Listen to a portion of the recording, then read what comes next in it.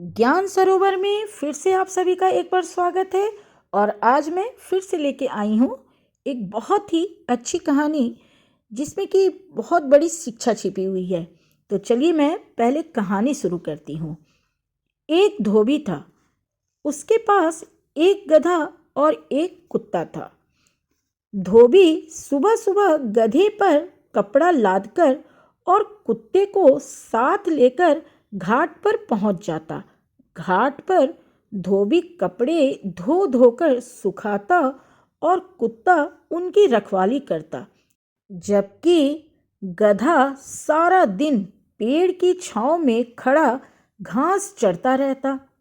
दिन ढलने पर धोबी वापस आ जाता। एक रात धोबी के घर चोर घुस आया। आहट पाकर कुत्ते ने उसकी तरफ देखा, फिर मुंह फेरकर सो गया। ये दोनों घर के आंगन में थे। गधा खूंटे से बंधा हुआ था और कुत्ता एक चारपाई के नीचे सो रहा था। चोर के आने पर भी गधे ने कुत्ते को मुंह फेरकर सोते देखा तो उसे उसकी इस हरकत पर बड़ा क्रोध आया। वह बोला, अरे ओ नमक हराम, देखता नहीं मालिक के घर में चोर घुस आए हैं, भौंकता क्यों नहीं? अरे काहे का मालिक, और तूने मुझे नमक हराम क्यों कहा?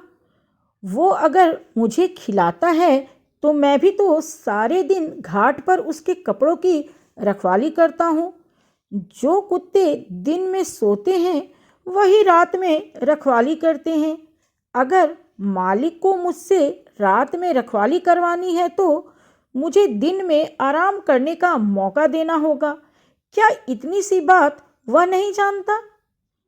कुछ भी है, जब तूने चोर को देख लिया है तो तुझे भौंकना चाहिए, ऐसा गधा ने कहा। मैं भौंकूं या ना भौंकूं, यह मेरा काम है। तू क्यों परेशान हो रहा है? तू तो आराम से खड़ा रहा। तू कुत्तों के नाम पर कलंक है, अपने मालिक का घर लुटवाना चाहता है, मगर मैं ऐसा नहीं होने दूंगा, गधे ने कहा।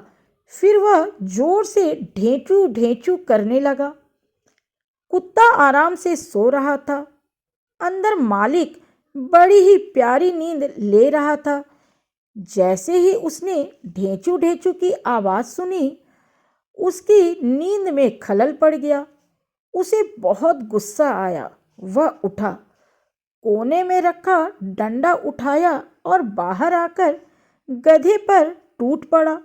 गधा अपनी बात कहने की कोशिश करने लगा, मगर मालिक कहाँ सुनने के मूड में था। उसकी अच्छी खासी पिटाई करके वह फिर से सोने चला गया। गधा बेचारा कोने में गिरकर आंसू बहाने लगा। तभी कुत्ता उठकर उसके करीब आया और बोला, कुछ अकल आई गधे भाई? बुजुर्गों ने कहा है, जिसका काम उसी को साजे, दूजा करे तो डंडा बाजे। यानी कि इस कहानी में ये शिक्षा छुपी हुई है कि जिसका जो काम होता है कहीं ना कहीं वह काम उसी को सौंपता है। अगर दूसरा करे तो कोई ना कोई परेशानी जरूर खड़ी हो जाती है। इस कहानी में छुपी हुई जो शिक्षा है वो आपको अच्छे से समझ में आ गई होगी। तो फिर इस कहानी को यहीं पे ख़त्म करती हूँ और अगली बार मैं फिर आऊँगी किसी अच्छी सी कहानी के साथ। तो आज के लिए बस इतना ही। जय हिंद, जय भारत।